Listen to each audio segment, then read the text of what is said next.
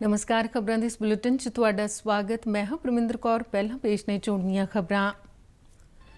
विदेश मंत्री एस जयशंकर अज virtual conference राही चीन और रूस के विदेश मंत्रियों नाल गलबात करनगे। मीटिंग च आलमी सुरक्षा दीयां चुनौतियां, माली स्थिरता ते कोरोना महामारी की स्थिति ते चर्चा की जाएगी।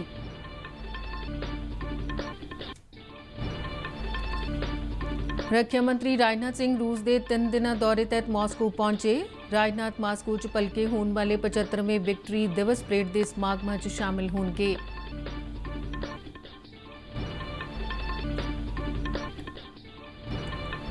फौज मुखी जनरल MM नरवणे अज तो लद्दाख के 2 दिन दौरे ते।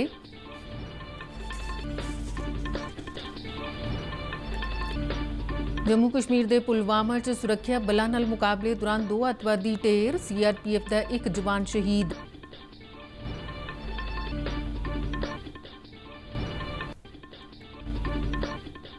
प्रधानमंत्री नरेंद्र मोदी वालों भारतीय जन संघ के संस्थापक श्यामा प्रसाद मुखर्जी नूं बरसी मौके श्रद्धांजलियां।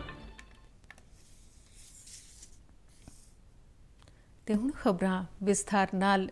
विदेश मंत्री डॉक्टर एस जयशंकर अज वर्चुअल मीटिंग दौरान चीनी और रूसी हम रुतबावां नाल गलबात करनगे।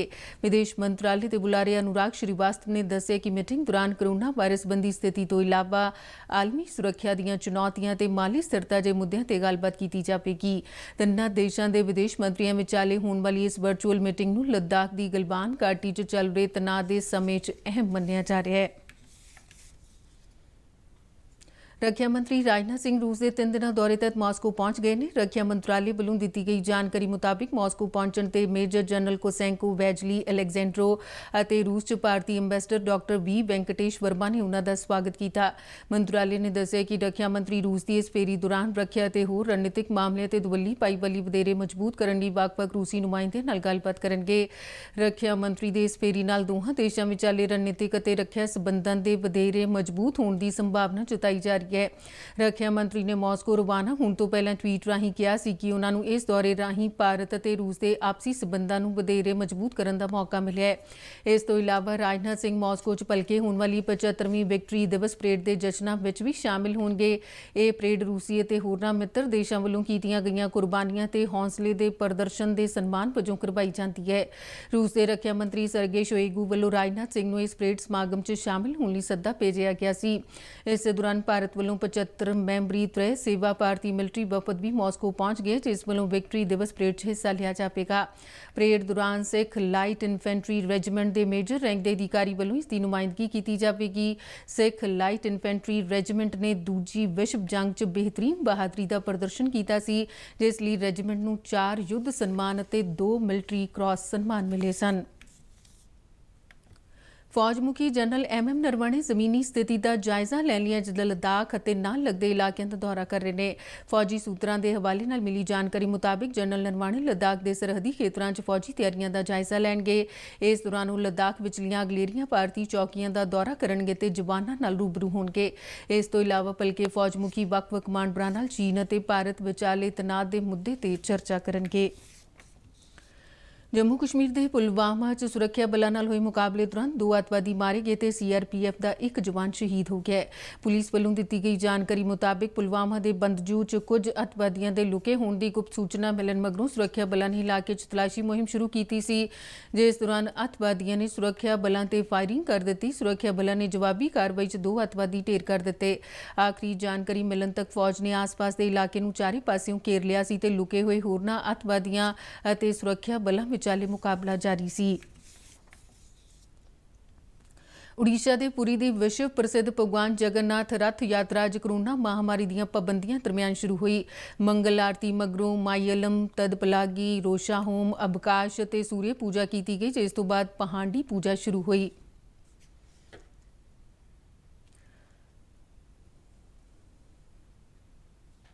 इस दौरान भगवान जगन्नाथ बालभद्र और देवी सुभद्रा नूं रथां ते विराजमान किया गया, जिथों उन्होंने सिंह द्वार राही गुंडीचा मंदिर लई रवाना किया गया। छेर पहारा पूजा के मुकम्मल होने तो बाद रथ यात्रा की शुरुआत हुई। कोरोना महामारी के चलदे सुप्रीम कोर्ट के फैसले मुताबिक जिला प्रशासन वालों पुरी च करफ्यू लाया गया तो लोगों को भगवान जगन्नाथ की रथ यात्रा च शामिल ना होने की अपील की गई है।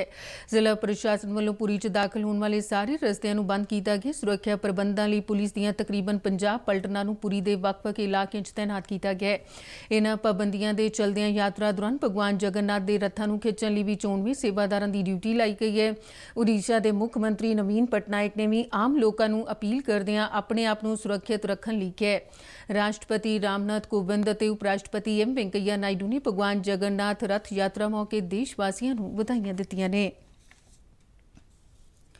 सऊदी अरब ने इस साल हज यात्रा को कोविड महामारी के चलदे सीमित करने का फैसला किया। सऊदी अरब के हज और उमराह मंत्रालय ने कहा कि हज संबंधी किए गए ताज़ा फैसले मुताबिक देश में रहंदे किसी भी नागरिकता के लोग हज कर सकेंगे और बाहरों आने वाले हाजियों पर पाबंदी रहेगी।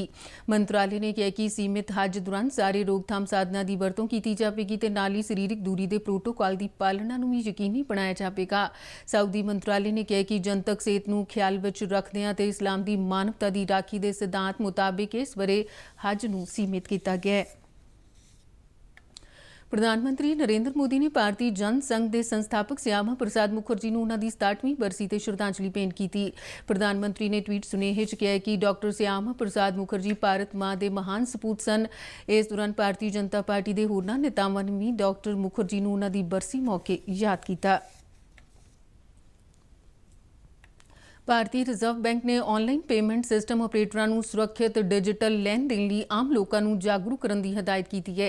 आरबीआई वालों जारी सर्कुलर च आख्या गया कि उपभोक्तावां नूं बहुभाषावी मुहिमां, मोबाइल सुनेहा ते इश्तिहारां राहीं सुरक्षित लैन देन नूं यकीनी बनाउण लई लोकां विच जागरूकता वधाई जावे।